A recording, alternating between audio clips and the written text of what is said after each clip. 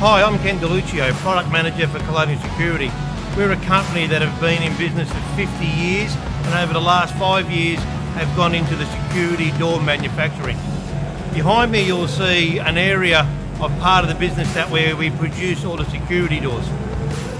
To my left we have saws, to my right we have CNC milling machines, we've got crimping machines, we've got benches where the doors are put together and the mesh is put together, guillotines to cut it, stock, storage, all of that to produce a high quality top end security door. The relationship with Colonial and Lock and Roll, this relationship ensures that the end product that is installed in the homeowner is nothing but above standards that is in this country, both in the manufacturing and the workmanship of Lock and Roll. Now rest assured, whatever is installed is a partnership between Colonial and Lock and Roll. Colonial Security manufacture quality security doors and Lock and Roll installs quality security doors. Come and have a look and see how it's done.